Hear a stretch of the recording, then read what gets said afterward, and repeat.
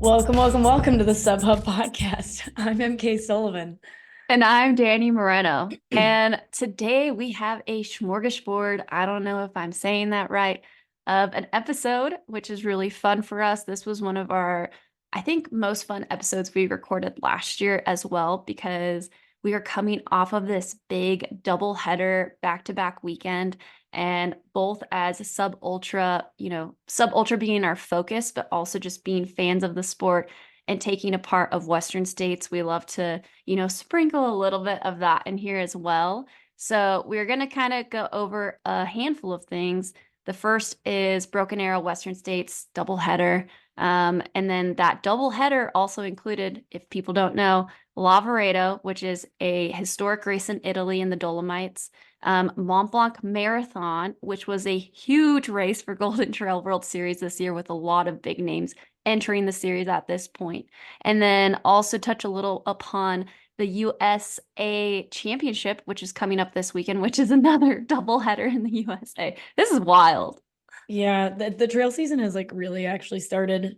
So strap in. Strap in. It's getting wild. I don't know about you, but because we both were at Western States last year. We both paced last year, but neither of us ran Broken Arrow last year.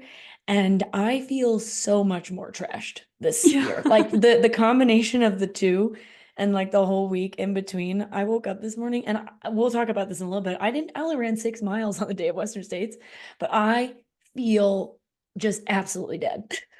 Yeah, I mean, I feel like you're just kind of on for almost 10 days if you go, the Monday to Saturday with Westerns, actually Monday to Sunday if you include the award ceremony, staying for golden hour, etc. But the weekend, Friday, Saturday, you probably get there on a Thursday. Both of us did some, free trail stuff for Broken Arrow as well as our episodes. And yeah, racing. And then usually after a race, maybe you go home and decompress. But in this case, you just switch gears and you're just on for the entire week. Yeah, I'm absolutely emotionally tapped. Yeah. Well, it's also kind of like UTMB week where all of your friends are in one place. So you almost want to take like advantage of that. Yeah. A lot of talking this weekend, a lot of interacting with people. My parents were like, "Do you want to go to the lake today?" And I was like, "Absolutely not. I want to like hang out with my dogs on the couch for the rest of forever." But we'll have to rally again because this weekend we have another race to cover. Yeah, exactly. And then maybe after this, we get like a long break and, buckle in as far as like feeling the onness. But we also had the Here for the Women's Race, initiative kickoff as well, which like, being bits and pieces a part of that and putting like, time into that. And then that like kicking off the way that it did, like it was a huge success. I think that was another layer of emotion where it's like, okay, now we're doing this too. And that was a lot of work as well. And then we sold out of the t-shirts. So then we had to have a meeting about like, what are we going to do next in terms of like t-shirts and the campaign. And all of this is happening like in the middle of Western States and Broken Arrow. And it's fun. We're very privileged people to like be able to do this stuff and not have to go home in between for jobs right now. But it's still so tiring. Yeah. Well, it is our job. And like for Here for the Women's Race, that's complete volunteer work that we're putting into that as well. But we're both very passionate about it along with the other women. But yeah, I was kind of laughing that we were at coffee bar having like a pretty important meeting. And then after when we left, I was thinking about how many important meetings were had at coffee bar the last week. People talking to, potential sponsors, like meeting with maybe your team manager. It's just like the hub of important trail things. Yeah, I had 3 meetings at coffee bar. One that included you and I just being like, oh my God, July is happening on Monday and we haven't even started the newsletter. So hopefully by the time this episode comes out, we have gotten the newsletter out. But if not, it's probably coming soon. We had no time next week. We did a good job though. We knocked a lot of it out. Yes. Yeah.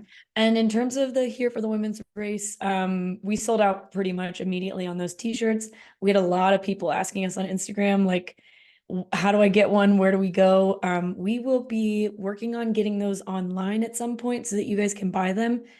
The goal is to have it before UTMB. How much before UTMB? We're not totally sure yet, but once we know, we'll put it on our Instagrams, the SUBHUB Instagram. So just be on the lookout. But definitely don't buy the ones that you can find on some fake website right now. Yeah, buy the ones that actually 100% of the proceeds go to supporting women creators in the space who are looking to elevate trail voices, not going to some random person's bank account. Yeah. So yeah, definitely more to come there. Thanks to everyone who bought shirts and stickers, donation-based stickers already. All right, Western States. Hey, SUBHUB listeners, Dani here with some very exciting news. We've partnered with Poseidon Bicycles in Southern California. Their bikes are locally designed, tested, and come with a lifetime warranty, as well as free shipping in the 48 states. Poseidon operates consumer direct, ensuring top quality at affordable prices.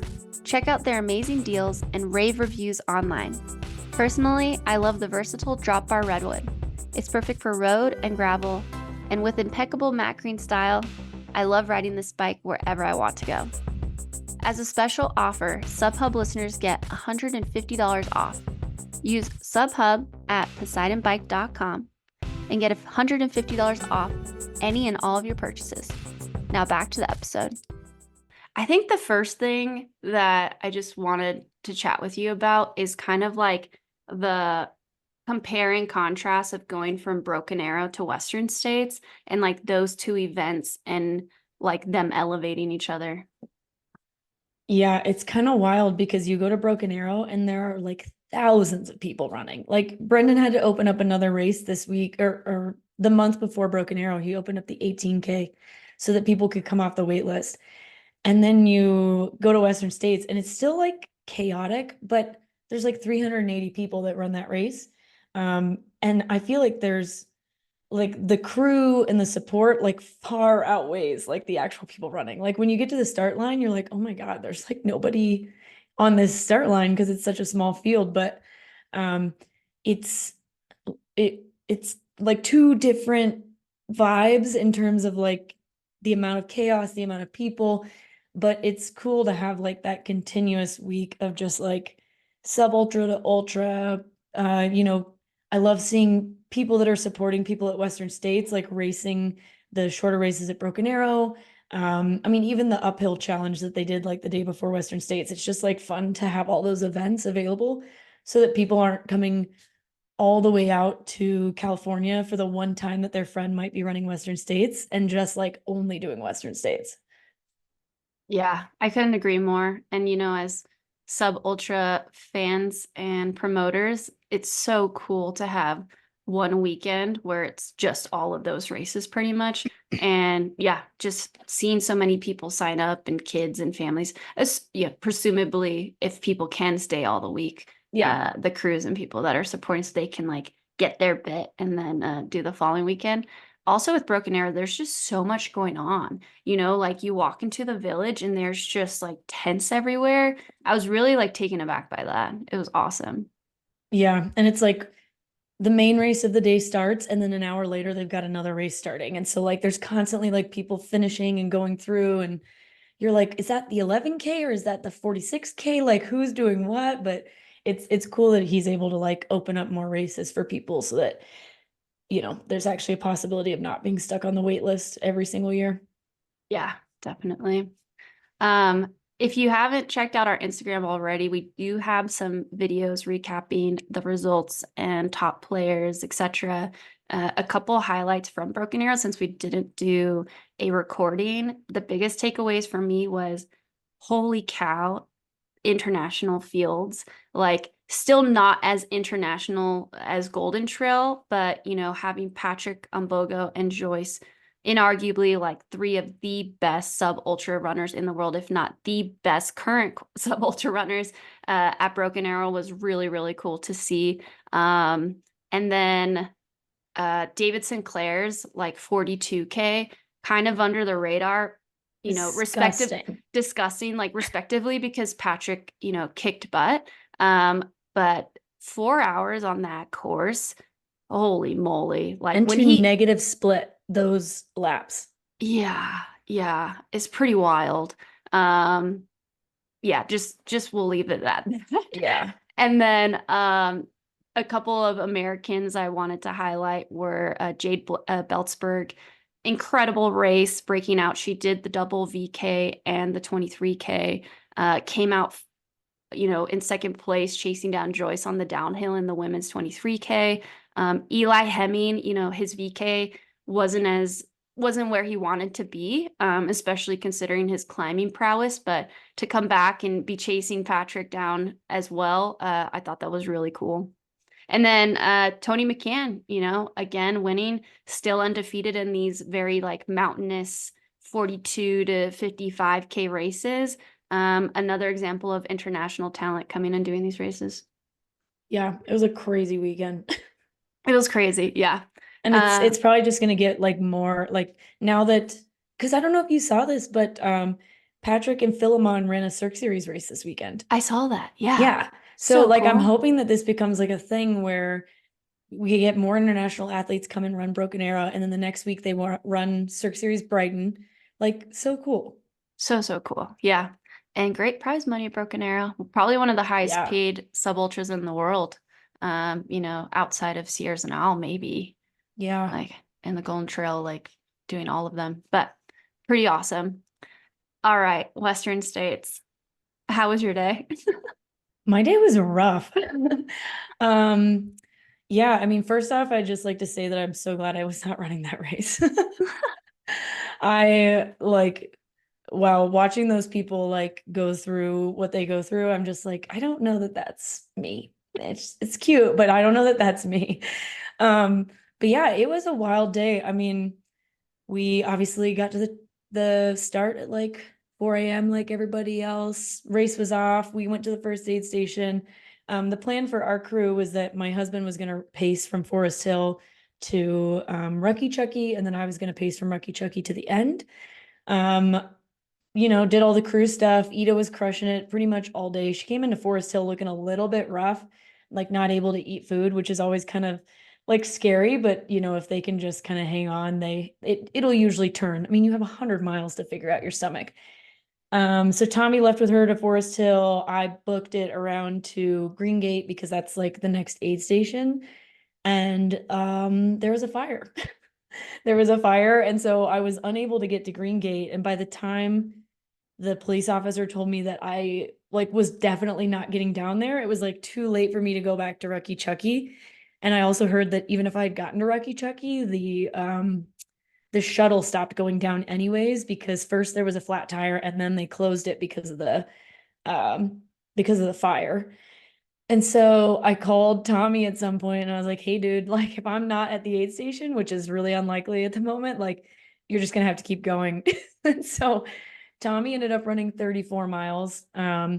We ended up, the main thing that like was so stressful for me is that I wasn't able to get them headlamps because Green Gate was where we were supposed to get headlamps. And last year, like I knew that Ida was going to have a better day, but last year, by the time she got to Pointed Rocks, it was like pitch black outside.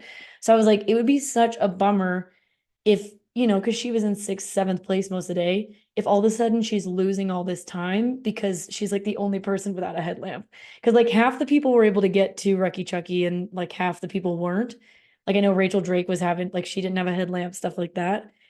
And so we were like trying to troubleshoot for a couple hours, like trying to figure out how to get to them to get them headlamps.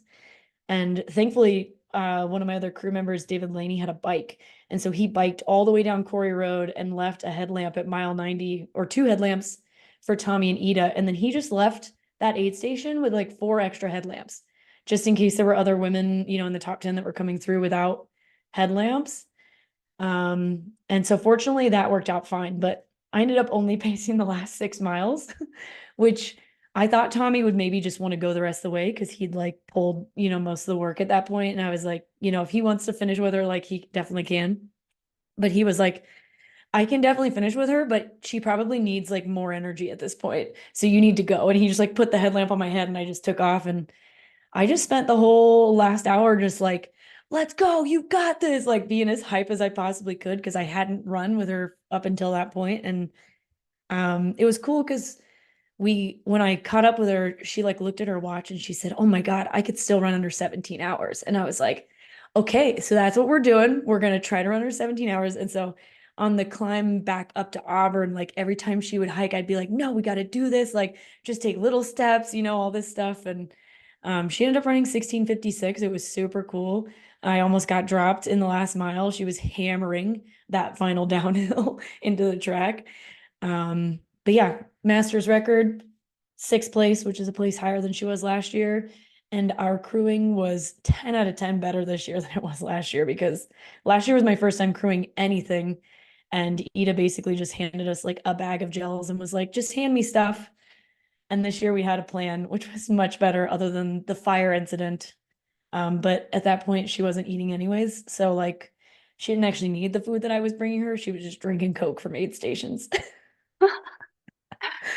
Yeah, Ida Nilsson broke the Masters record by almost 45 minutes. Yeah.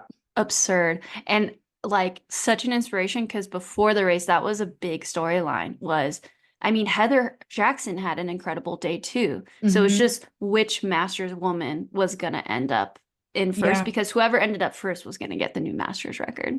Yeah. And it's funny because normally I would lie to Ida and be like, oh, they're right behind you or, like something like that. But when she got to me, she's like, I need, Heather can't catch me because she'll get the Masters record if she does. And I told her, I was like, look, you went through the last aid station 15 minutes ahead of her. Like, let's just focus on getting under 17 hours. Because she didn't pass her until Rucky Chucky. And if you haven't seen the video, it is really funny of like Heather Jackson is walking across because I think most people were walking and like holding onto the rope, and Ida just went like prone and just like was pulling herself across, like floating in the water. And she caught Heather, like Heather was on the other side of the river, and that's where she caught her. She just like absolutely scooted across the river and then it was over.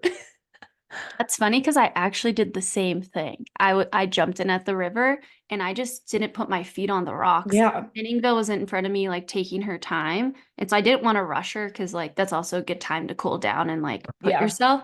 But I was like right next to her the whole time, just letting my stomach float. Damn. I will say too, I was pacing Ingvild Casperson, which I will tell my story too, but we got caught by Ida and she's freaking terrifying. Like to look back and see Ida Nilsson, she is just like so has this presence where you're like, oh shit, like that's who's behind us. And Ingvild started to look back. She's like, is she gonna catch us? I was like, she's going to catch us. It's okay. We're just gonna work through it once she's like here because she's coming for us. But don't like stress out. Like we'll run with her and then we'll try and make a move. But like there's no reason to like put a search now. Like it's inevitable that she's going to catch us. She's like, okay. And then Ida caught up to us and was really nice. She's like, oh, two great runners. And I'm like, yeah, cool. But yeah, incredible performance and still her second 100. Yeah.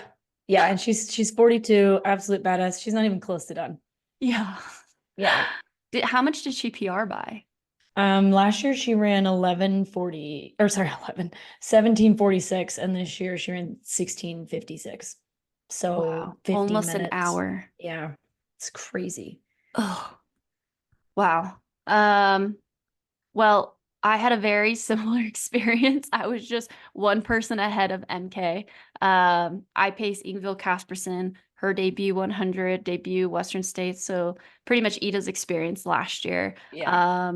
Just like stuck to the plan, started the day. I think this is kind of funny, but I woke up at like 4:40. EmKay knows this about me, but I will sleep until the last possible minute.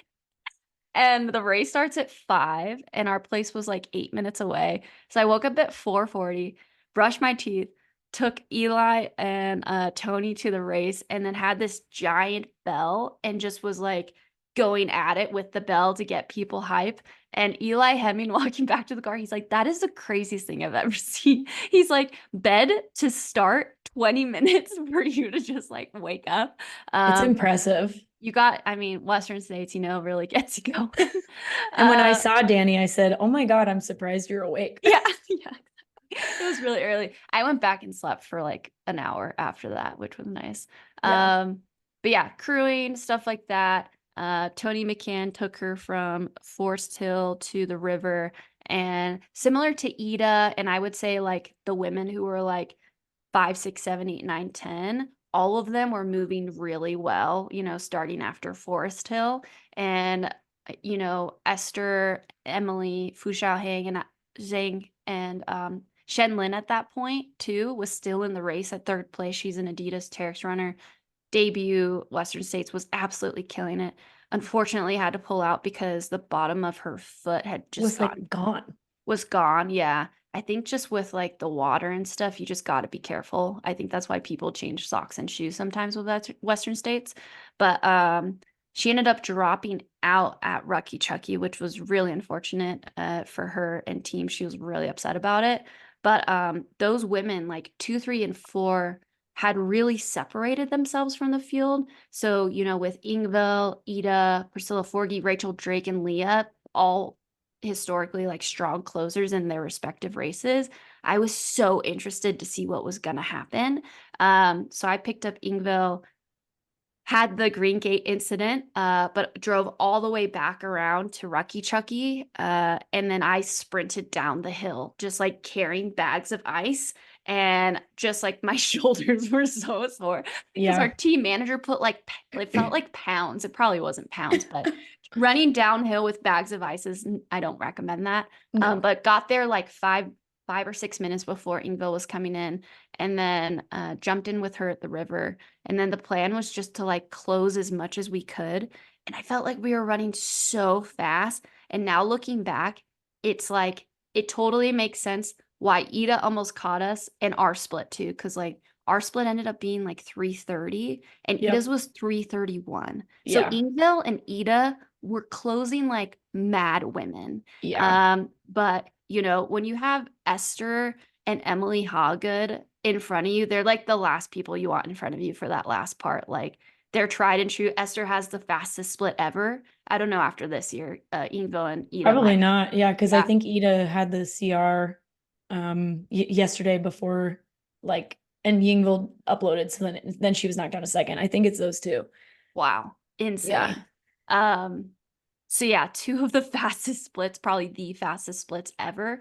Having had a firsthand like experience to that was they were running. Like they were Yeah. running. And Ingvild, like she hiked maybe like 20 seconds the entire time. Yeah. And like Tommy and I talked about this, like if it was a 110-mile race, like Ida and Yingville were going to be on that podium. Yeah, They were like exactly. running people down. It was crazy. Yeah, after all was said and done, Ingvild had made up like 16 minutes on Esther and like 14 minutes on Emily Hawgood, but just Yeah. ran out of real estate. I It think was when we crazy. left Forest Hill, Ida was 27 minutes behind Esther. Yeah, no, same with And she Ingvild. finished like 10 or 15 minutes back or something like that. I don't even remember. Yeah, I Maybe don't not even remember. that many minutes. Yeah, it was crazy. It was absolutely chaos. Um, but yeah, Ingvild finished in 5th, debut 16:50. Katie Scheid ran 16:47 last year. Like the game has changed. Like Yeah. 6 women under 17 hours. I mean, to be in the top 10, you had to run under 18, I think. Yeah, probably even faster. It Well, was Ida ran 17:56. So actually, I think you just had to be under 17:33 18:30. was 10th. Oh, yeah. Oh, yeah. Okay. Ida ran 16:56. So you had to be under 17:30 to be in the top 10. Crazy. Last year, Ida was 7th at 17:46. Wow. Wow. That's gosh darn. Wow. Insane. Don't sleep on Yeah. the women. Don't sleep on the women. They're coming. I mean, same with the men's side though. Yeah. Like the top six. So it was basically both of the top sixes, like top 6 men under 15 hours, top 6 women under 17 hours. And I was asking Rod, and I don't know, like what people's opinions are on this, but like what an equivalent women's time is to a men's time. And he said like roughly 90 minutes. So like if you take Jim versus Courtney's record, that would be 90 minutes. So if you took that even with like Jim's winning 14:13 and Katie Scheide's 15:46, that's almost exactly 90 minutes. Yeah, I think I heard that Tyler Green ran the same exact time that he did last year. He was second last year and he was seventh this year. So 15:05 and Tyler ran 15. Yes, exact. Crazy. Roughly. He ran 15:04:09 last year. And this year he ran 15:05:39. So a minute. Yeah. And he went from second to seventh. Insane. And last year was like a cooler year. Yeah. With the snow and stuff. Tom Evans won in 14:40, which would have gotten him fifth this year. Caleb Olson debuted also like Eatonville, first 100, first Western States in 14:40. Yeah. I don't know the exact stat, but Tommy was telling me that only 10 men have ever run under 15 hours, and 6 of them were from this weekend. So Jim, Jared, Tom. Yeah. And then I think Rob Carr is the fourth one that didn't happen this last weekend. Or no, it would have been Tommy Olson who had the or Tim Olson who had the record before Jim. Yep. Wow. So those 4, and then the other 6 I think happened this weekend. Yeah, I mean, same with the women. Like only Ellie Greenwood, Courtney, and Katie had ever broken 17. And now 6 women. That's crazy. Oh my God. Yeah. Yeah. The sport has changed. Predictions for next year. Does the whole women's top 10 go under 17 hours? Hey all, Dani here, professional trail runner and co-host of the SUBHUB podcast. Last year, after getting sick before a big race, I started looking into natural ways to boost my immune system. So I embarked on a little research journey, trying out a few different options. And you know what? I found myself reaching for one set of products again and again. And that was Beekeepers Naturals. And guess what? They are now a partner of the pod. Founded with a mission to reinvent the medicine cabinet, Beekeepers Naturals offers an array of immune-boosting products free from harmful chemicals and artificial ingredients. So if you're looking for a natural option to boost your immune system, consider trying Beekeepers Naturals products. And be sure to use the code SUBHUB20 for 20% off of all of your orders at beekeepersnaturals.com. Now back to the episode. They have to. They have to. Unless it's like 105, which it could be. And even then I think they get close. Like it's shown now that people are eating well enough and they're doing heat training well enough and cooling during races well enough that like blow-ups are not as common unless you're just like so new to it that you do something kind of silly. Like you make a big move because people are making just at the wrong time. Yeah. I mean, you think of it too, like with CCC, right? What's it called? That one year where it was like there was the top 3 women and then the following year top 20 women could have been on the podium the previous year. Yes. It's that same effect. So like people are now going to look like at this and be like, okay, I have to break 16 to win, which means, probably next year, 3-4 women are going to break 16. Ooh, wild. Okay. Let's jump go back to Sub Ultra. Yeah, let's go back to Sub Ultra. We love Western States. I honestly had a different experience than EmKay. I really want to run this race now. So I'm kind of thinking next year, just like all in on this race. It was just so much fun. I'm so glad that you feel that way.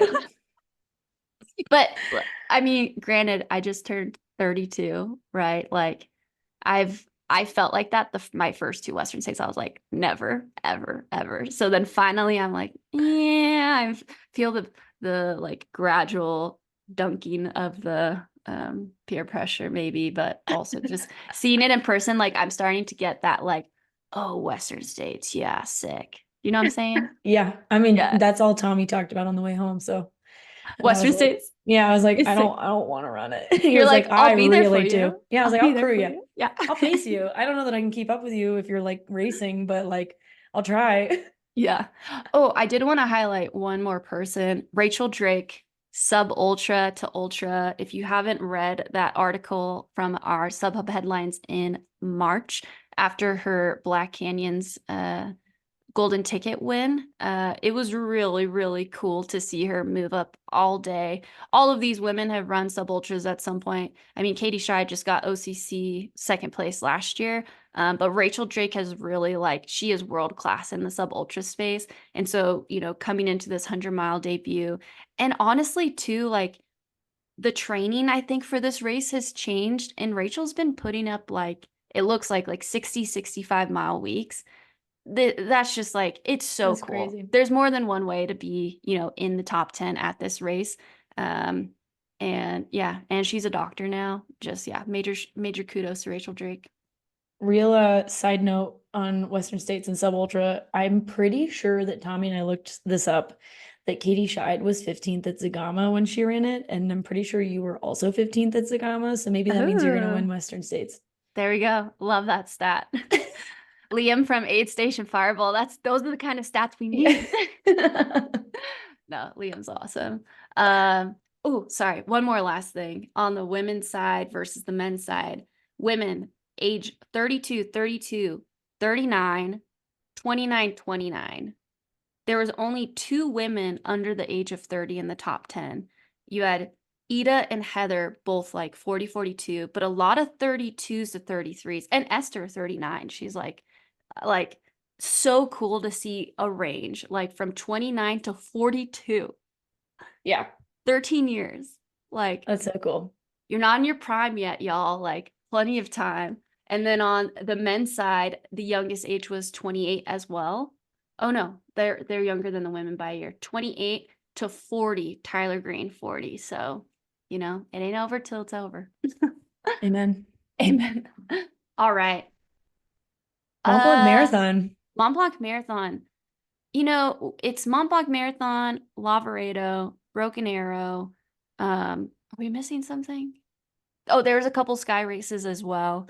Yep. I will say, I think Mont Blanc Marathon, of all those sub ultra races, is slightly, the premier one of, this 10-day period. Yeah. Boy. These fields, y'all, in freaking insane. You had the 2 overall champions from last year debuting this year at Golden Trail, Remy Bonnet and Sophia Lockley. On the men's side, you had Elhousine, Roberto De Lorenzi. People have been having incredible years so far. Really cool to see Kevin Kibet. And then this is a new name for me, Ezekiel Rudo, also from Kenya. Don't know much about him. But then you also had Robert Pickmoy, who has been on the trail scene for a couple years. 3 Kenyans, 4, 5, 6. So cool. Frederick Sanchard and, a couple other favorites. And then on the women's side, Judith Wider, Madalena. Some notable drops. Sylvia Nordic Star, who just had an incredible race at Sagama, dropped out due to injury. Julia Font looks like she dropped out. We don't really know the reason why. Yeah, sometime around mile 18 or something. Yeah, so guessing that's an injury or something niggling mid-race. And then Clemente Geoffrey, which I think we were both really excited for, and a lot of people for Golden Trail. Yeah. She ended up not even starting due to some sort of hip inflammation. Yeah, definitely a wild day out there. I think this race is over the last 4 or 5 years has been so hot, incredibly warm, and they got a rainy day, a very misty Zagama type day. So that was really interesting. And I think because of that, I expected that these times would be a little bit faster, but they're pretty much very close to what people have run in the past. So yeah, on the men's side, I said this a couple weeks ago, maybe it was right after the China race, but I thought that this was going to be the end of the reign of Remy Bonnet, and I'm sticking to it. He got second place in this race just barely, by what was it, 30, 40 seconds? Yeah. Yeah, Elhousine, supposedly Remy led the whole race, and Elhousine was pretty close to him, and then Elhousine just had a 30-second better downhill basically, and ended up taking the Mont Blanc Marathon title from last year's champion, and Remy still ran 5 minutes faster than he did last year. Yeah, yeah. End of the reign in the sense of undefeated. Yeah, Right? undefeated. Yeah. Like 'Cause I think that Patrick will beat him as well once they like finally get to go head to head. yeah, yeah.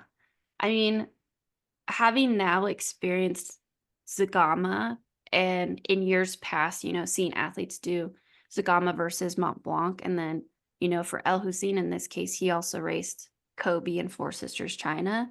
Like, I think once you go from something so technical and then you go to Chamonix, It's so your nice. idea of technicality just has warped your mind, because after Yes. Zagama, I was like, I kind of want to go and rip Mont Blanc right now because it what seems like a carpet. And El Hussein is already an insane downhiller. So yeah, he just threw down. This was a big win for him. He's already had some big wins, but to beat, the current king of Golden Trail, I think that's a huge statement for him. So congrats to El Hussein. He went 3:30:10. He's represented by Normal. He's from Morocco. I saw like some clip that said like the camel something, like the camel man or Yeah, something they like have a nickname for him, but I don't know yeah. what it is. It's something weird. I need to find it, but I thought that was awesome. Remy Bonnet ran 3:30:56, so insane finish. So both of them ran 5 minutes faster than Remy's winning time last year. And in third place, Roberto Del Lorenzi, sorry, I always do that, representing Switzerland. If you haven't already listened to our episode with Roberto, he coaches himself, and he was a little nervous about this race. But I mean, he did pretty great too, running 3:33, so even 2 minutes faster than Remy's winning time last year. Yeah, and this is like a fast race when Francesco Pupi finishes in 3:42 and is 8th place.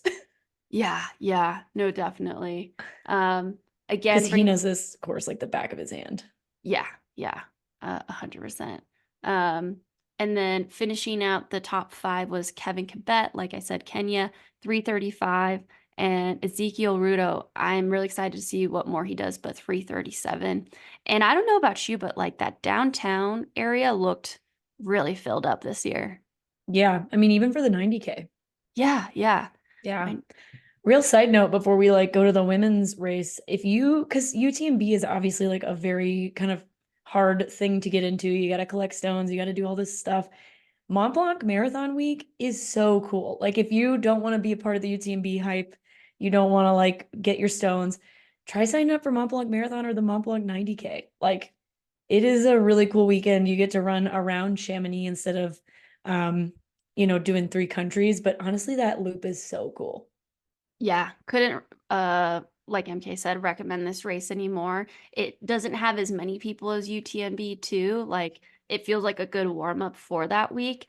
But you get all the magic of Chamonix, and that time of year is really nice. Like it did like look like it misted and rained this year. But it's just a slightly quieter in the valley, which is cool. Yeah. And honestly, I think Chamonix, when it's like a little bit cloudy and rainy, 10 out of Beautiful. 10. I Yeah, love it. 10 out of 10. All right, so this was the fourth race in the Golden Trail World Series. We're halfway through, and we had another entrance, none other than, a couple of entrants actually Yeah. on the women's side. We had Judith Wider, who kicked butt, ended up second overall in the Golden Trail World Series last year, tied for points with Sophia Lockley. The only reason why she got second is Sophia had one more win than Judith did. So I pretty much call that a tie for first. We also had the entrance of Madalena Floria, who had a huge breakout at the end of last year, won both the prelude and the final in Noli, Italy. We had Miao Yao, which I don't think she's raced in Golden Trail this year. Yeah, she raced the China race, but it Oh, didn't really? go as well as I think she wanted it to. Oh, okay. She Okay. went out really hard. Oh, okay. Yeah. Gotcha. And then another big entrance was the Sophia Lockley. She had gone to Japan. I can't remember if she also went to China, but ultimately couldn't start due to a knee injury, and she's been nursing that, slowly back to health. Ended up making her series entrance here. it's always hard when you're coming back from injury to like really know at what point to jump into the gauntlet. So huge kudos for her choosing this race out of all the races. But yeah, huge names entering this race. Yes. And so Judith Wider ends up winning the race in 4:11:12. From what we've heard from none other than our on-field correspondent, Sarah Alonso, the women's race was like super tight from the beginning. Like pretty much nobody wanted to take the lead. And based on what I've seen on Instagram, the pictures, there was like a group of like 6 women that were running like toe to heel as close as they could. And seemingly that happened for quite some time. And then Judith kind of started hammering the downhills in the middle of the race. But Judith eventually overtook Madalena in the final downhill, beat her by 2-ish minutes, 2.5 minutes. But this is Madalena Floria's first trail marathon. So I'm like super impressed with this second place. Followed by Yao Miao in 4:18:30. And then Sophia Lockley at 4:19:15. Apparently she was also, up in that pack. She and Yao Miao were running closely, and Yao Miao overtook her on the final road section. So that's like a mile and a half to go. And then Rosa Lara Feliu from Spain rounding out the top 5 in 4:25. Wild. Absolutely wild. I feel for Sophia. A similar thing happened to me a couple years ago. I ended up being the one on top, but sprinting that last road section is So terrifying. painful. It's so painful because you like go up and over some grass and then you come around the church, which if you've ever been to Chamonix, there's like 2 flights of stairs there. Personally, I am not a fan of sprinting downstairs, but that is the fastest I've ever sprinted downstairs. Yeah. So yeah, I totally get trying to work through that last part. Miao Yao just loves these sprint finishes somehow, like always coming back from, a pass potentially. Because at Yeah. OCC, the same exact thing happened between her and Katie Scheid. So yeah, Judith Wider, Madalena Floria, Miao Yao, Sophia Lockley. So Switzerland, Romania, China, USA. And then this is a new name for me, Rosa Lara Feliu. It looks like she's a Spanish runner. She ended up finishing in 4:25:25. A great run for this course, and not far behind her was Caitlin Fielder. So she is currently leading the rankings for Golden Trail World Series. Who is? Rosa Lara Feliu. Oh, really? Yep. She I wish I knew what these point totals were in terms of place. But she has run all 4 races so far. She got 140 points at Kobe Trail, 133 at Four Sisters, 140 at Zagama, and then 156 at Mont Blanc Marathon. So she's currently leading the rankings by 37 points ahead of Maud Mathis.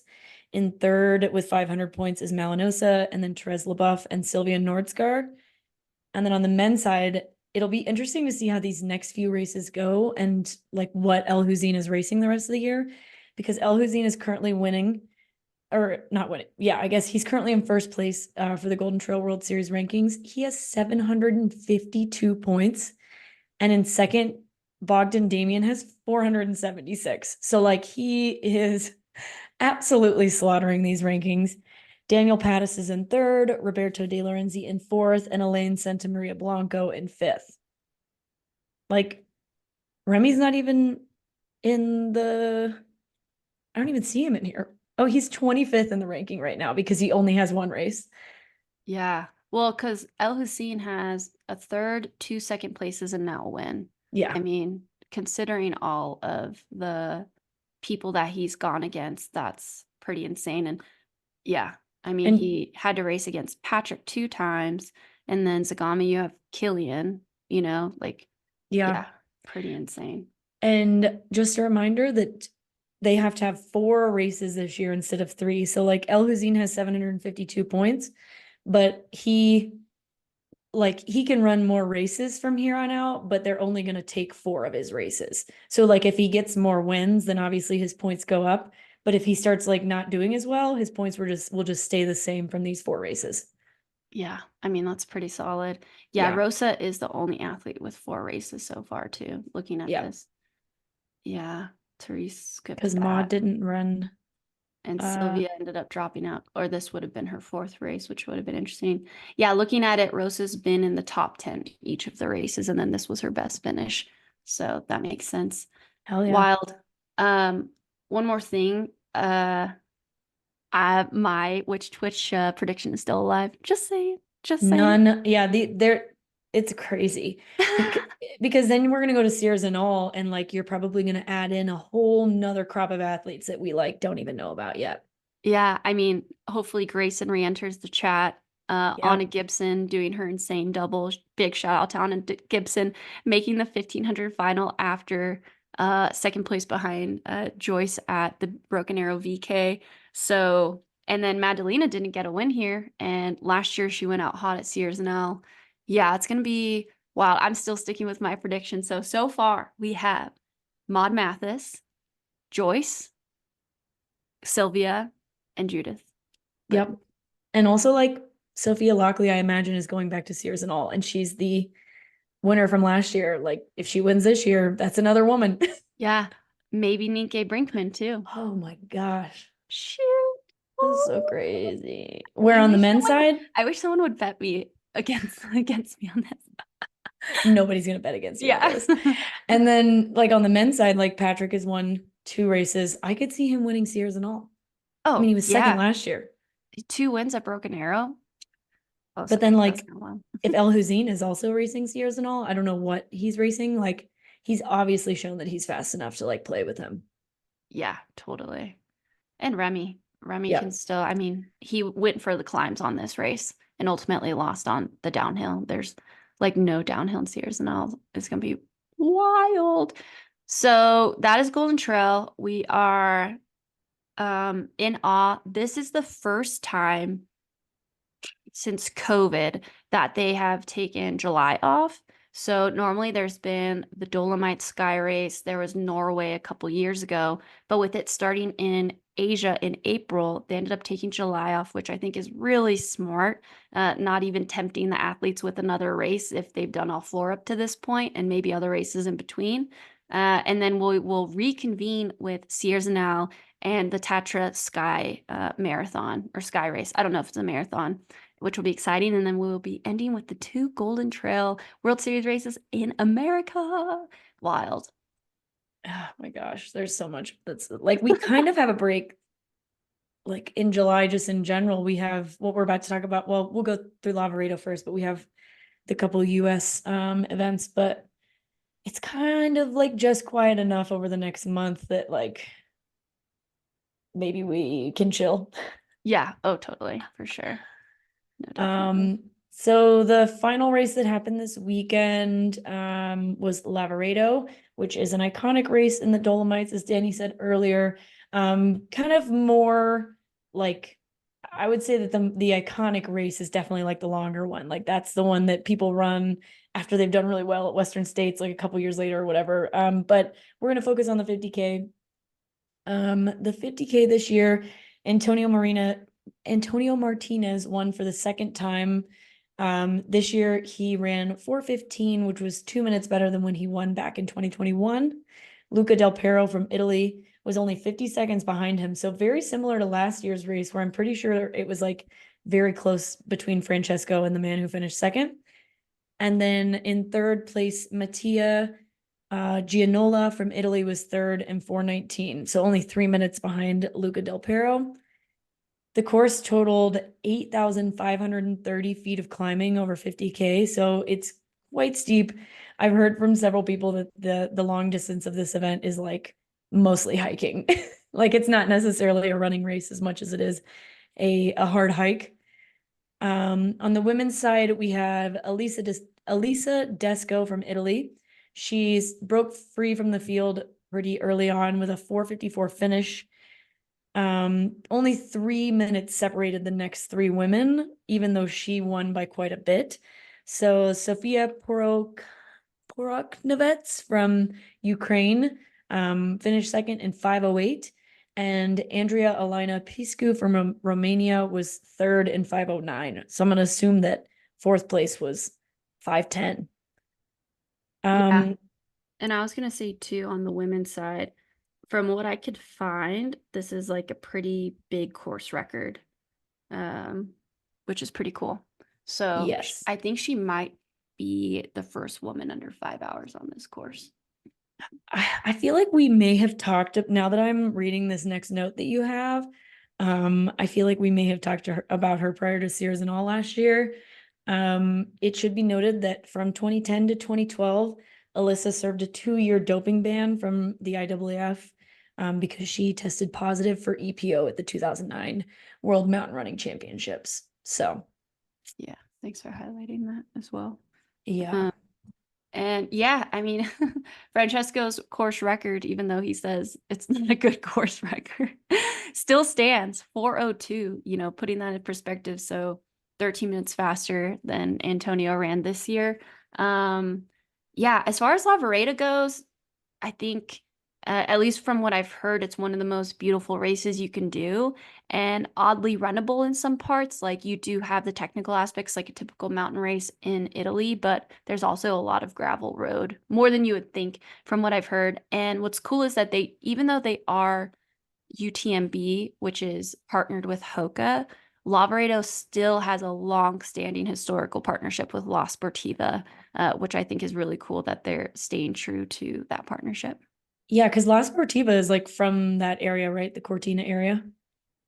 That would make sense. Yeah, Yes. I think that's why. Because I feel like all the La Sportiva athletes also like use that race as like their team camp, and then they always are doing stuff at the headquarters, kind of like Solomon with Annecy.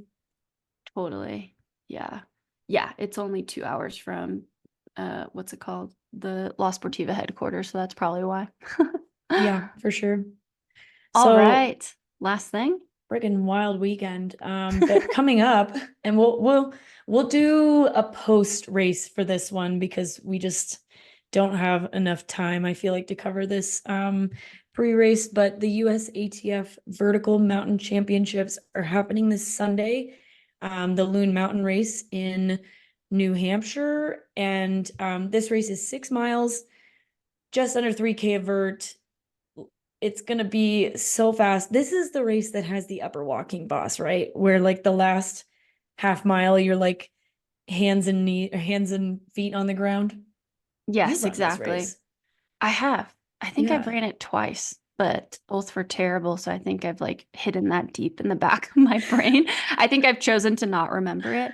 But yes, it has the upper walking boss, and there is actually prize money for whoever gets up that part of the course the fastest. Um, and this is a team selection race for the 2024 US Vertical Mountain Running Team. If you get selected, you will be offered the opportunity to race in October in Italy at the Lagunk v KM. I don't know why it's KM. Oh, because it's Vertical? just, yeah, Oh, vertical kilometer kilometers. Oh, backwards. shoot. Sorry. And this is the final race in the Valsier World Mountain Running Cup. So if you're looking to represent Team USA, the top 2 men and the top 2 women will be selected for that race. So very cool opportunity.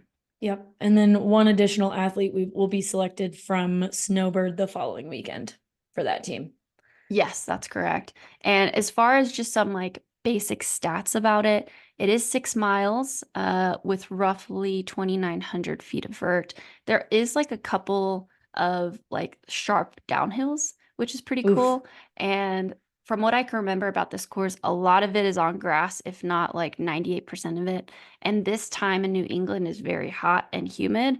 So it feels like a very soupy race if you're coming from other parts of the US.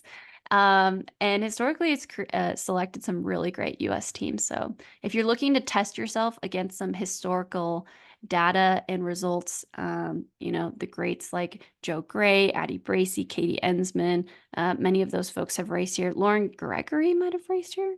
She is racing this year. Oh, she's racing this year. Cool. Yeah, but she's won it at least once in the past.